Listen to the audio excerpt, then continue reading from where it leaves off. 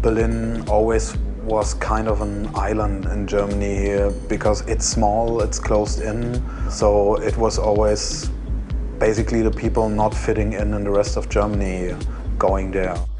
It was great.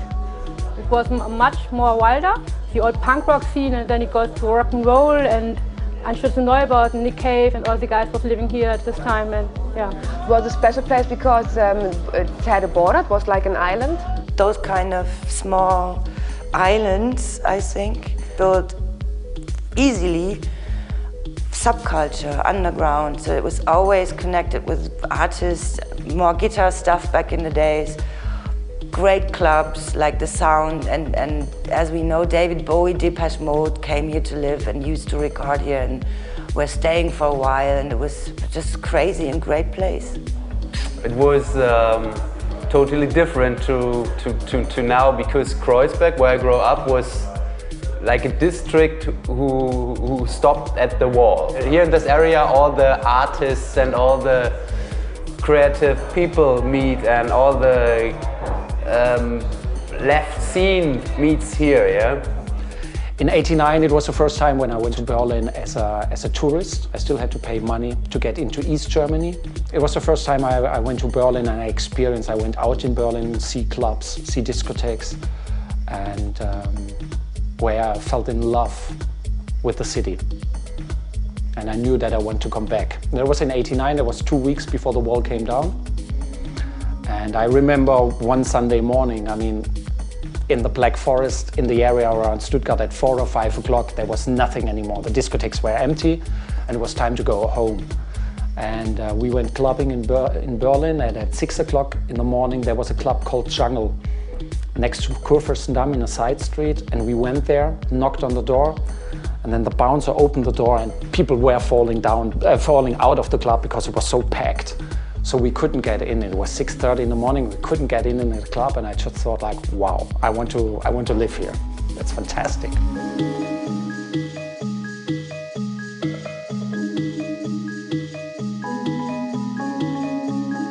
When you're a child, it's really nice actually to grow up in the East, where everyone is equal. Everything was very well organized by the government, so my childhood was great. For me it was not that nice because you couldn't leave the country, you couldn't travel as you wanted. It was difficult to go to another country, never could go to Spain or Italy or whatever. As a kid it wasn't too difficult because, you know, I had a really good childhood, I think, and I didn't have that much thoughts in my mind about the system and stuff, so for me it was okay. I did cross the border a few times. What you usually did is you had to apply for a visum for 1 day, and then you got the visum and then you were able to go. They just made sure that we are really leaving.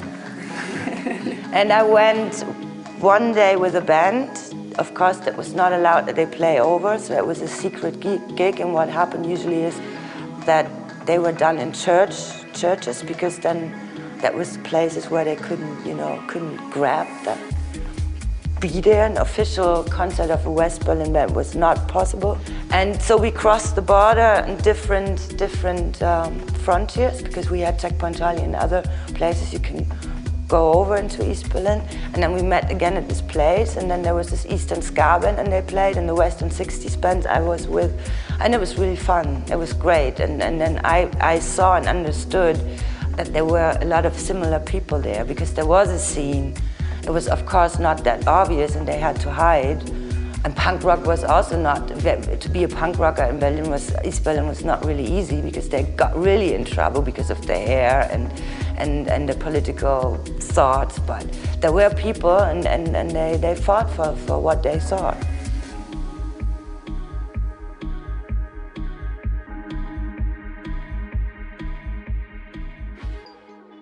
When the wall comes down, everybody was happy and yeah, the wall comes down, and it was like a great emotion who's going out there, and then the people picked me up on the wall and I was standing as a little boy standing on the wall like, yeah, freedom and for all people and something like that, yeah, so it was a great feeling.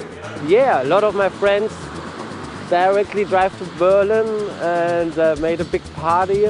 For me it was, I was like 15 years and I was like really shy and I was like, wow, what's happening now? And in the place where I lived in Hanover, all the people from East Germany coming with their old cars, and yeah, it was exciting, it was really exciting. I haven't that much memory of the day when it fell down. I worked that day in a club. I made Which club? Cha-Cha. Cha-Cha, nee, echt, That was before techno. That was fun. Yeah, 80s club. Great. I mean, and I came home and my parents, something happened and you have to look at the TV, and I was so tired and I didn't pay that much attention. I went to the wall some days later and I was, wow. Amazing day, Yeah, huh? amazing. Fucking amazing Yeah. day. And at this beginning, techno starts, huh? Yeah. And when the wall came down, we had a lot of places in the east, of course, because there were a lot of empty houses and garages or whatever.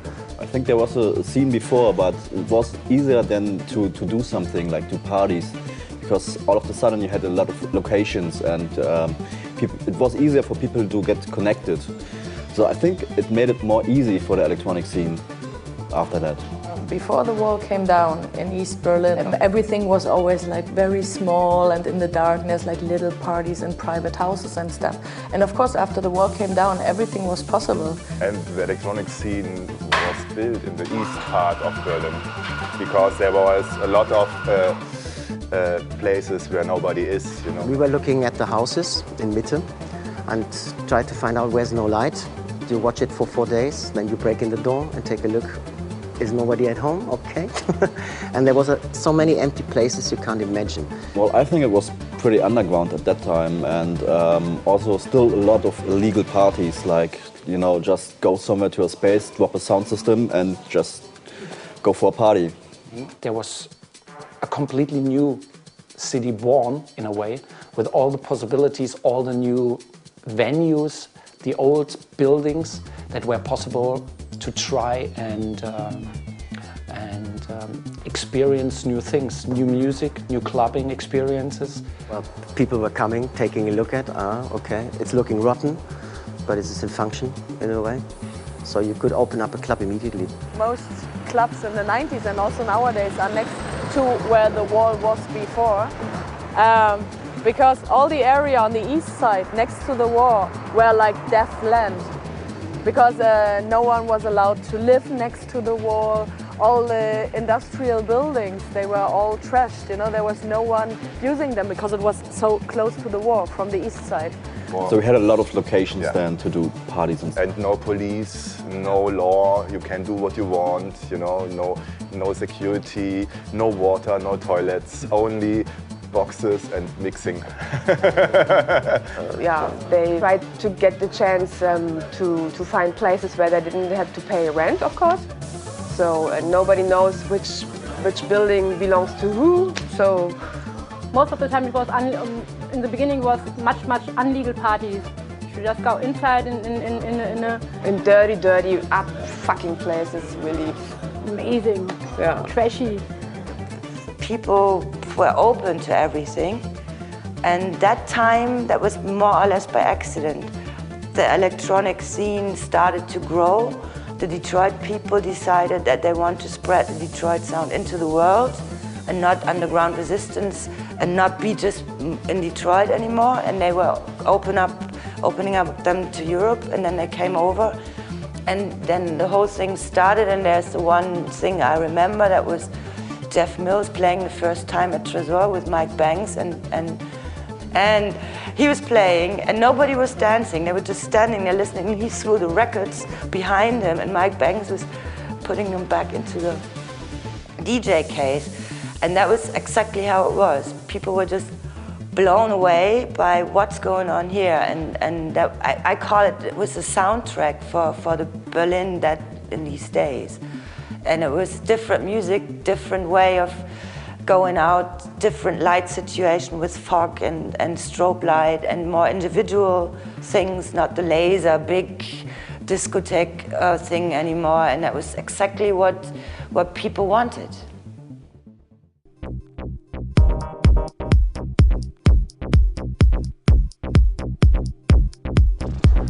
That's so many years ago, huh?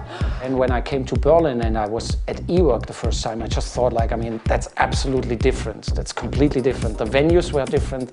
The atmosphere, the whole clubbing experience was completely different. So my first favorite club was the Suicide. Love Parade. Love Parade. The Love Parade. Thank you, Dr. Motte. Yeah, it was so great and so crazy that I had to come every year after that. And eWork. We were eWork. Also the parking ravers. They never come in. They love to hang out at the front on the parking place, and when we had music in the car, was dancing there like Bunker. Walfisch. Walfisch. Walfisch. Then of course Planet, Tresor, of course. Fischlabor before. Ständige Vertretung. Called WMF. To the MF. Maria. It's called Maria am Ostbahnhof. Cookies. And Turbine Rosenheim was. Yeah, also, but it's funny because when I went the first time to the Tresor, it was the night I played there first, so I'd never been there before. So I had my first live ever, and it was at Tresor, and it was also my first night at Tresor at all. Tresor Club and Tresor Records was the first club and label. Other clubs now were trying, that's fine also, to release stuff. Other labels try to do parties or clubs, but we were the first.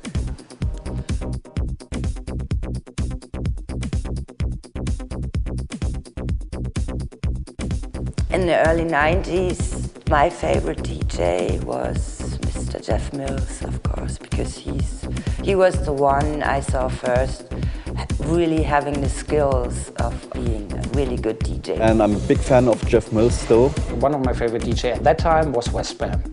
Westbam at eWork, really clubby and really with a disco touch. We always went to listening Westbam, huh? Of course. Oh, Westbam. We can't forget him, we're in Berlin. Yes, but I know Westbam when he was still called Westfalia Bambata, and he was playing in the 80s. Jetzt wie Shay Conrad at the West. I know him, he was DJ Max at Metropol. I was a big fan of Electric Indigo. There was one DJ, he called Mitya Prince and Dixon. They were my heroes at this time. It was Mitya Prince and Dixon, who were the first guys who started doing a proper deep house night in Berlin and in the WMF. In the middle of the 90s, my favorite was rock, disco, Jonsson and Woody. Yeah. The eWork residents were my favorite. And Klee. For me, it was a DJ called DJ Disco. He was a resident at the eWork. It was actually the best club in the 90s in Berlin. And there were a few residents like Woody and Klee. You know, every year have his own DJ, and of course Sven Väth for sure. Even Paul van Dyk in England, they say Paul van Dyk or something, I don't know. Was gut. The DJ Sasha. Woody, of course. Katwix and Robson. DJ Kid Paul. Of course, Sven Väth. I would say Tanit and Sven Väth. That's the two most important DJs for me from the 90s. Sven Väth, Frank Lorbeer, something. This sound where I lived, this was the south of Germany. In the beginning, it was totally different, you know. The people in the west of Germany, they listen all the Frankfurt sound, and the people in the east, they listen the Berlin sound. Now it's mixed something. Yeah, but Berlin sound was really American sound at that time. So two different sounds in one in the country, yeah. And